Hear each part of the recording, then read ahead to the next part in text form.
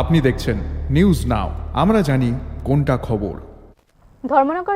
धर्मनगर में फिर से विस्फोटक स्थिति उत्पन्न हो चुकी है। बदमाशों ने डिस्ट्रिक्ट सुप्रिंटेंडेंट ऑफ पुलिस के ऑफिस के अंदर कांग्रेस एमएलए ब्रजेश सिन्हा और पार्टी के दूसरे नेताओं पर हमला करने की कोशिश की। डेपुटेशन देते समय कांग्रेस नेतृत्व ने अचानक यह घटना देखी। एमएलए ब्रजेश सिन्हा समेत कांग्रेस नेतृत्व धर्मनगर कांग्रेस पार्टी ऑफिस में हुए तोड़फोड़ और विपक्षी सीपीआईएम जुलूस पर हमले के विरोध में दोषियों को सजा देने की मांग को लेकर डिस्ट्रिक्ट सुप्रिंटेंडेंट ऑफ पुलिस को ज्ञापन देने गए थे।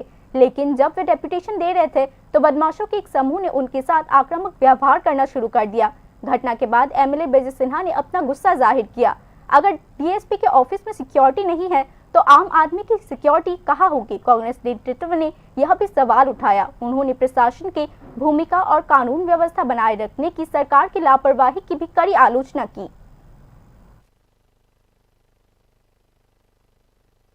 চেম্বারে থাকাকালীনই অতীব উচ্ছৃঙ্খল আদর্শটা ছেলে এখানে চিল্লাচিল্লি করছে। উনি নিজেও দেখছেন, ওনার সিসিটিভিতে আমরা সামনে, এবং উনি পুলিশকেও ইনস্ট্রাকশন দিয়েছে তাদেরকে থানাতে নিয়ে যাওয়ার জন্য। যাই হোক, কি অ্যাকশন নেই দেখি।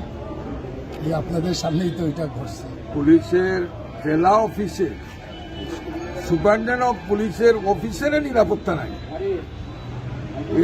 অফিসের ভিতরে ঢুকিয়াই হামলা করতে চায়। এই জেলার মানুষের নিরাপত্তা কতটুকু আছে এটা ধর্মনগরের সাধারণ মানুষ কিন্তু জানে, এবং এই সংস্কৃতি কিন্তু চলতে দেওয়া যায় না। বন্ধ হওয়া দরকার, বন্ধ হওয়া দরকার। এই সংস্কৃতি চলতে দেওয়া যায়। এটা কি হচ্ছে? স্বরাষ্ট্র দপ্তরে ব্যর্থ, এসপি অফিসে আক্রমণ।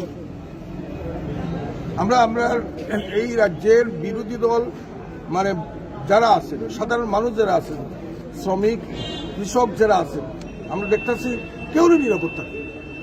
একটা কথা, অপপ্রচার, দলবাজি, গুন্ডামিয়ার খুন, বিজেপির 4টা গুণ, এটা প্রকাশ হইতেছে।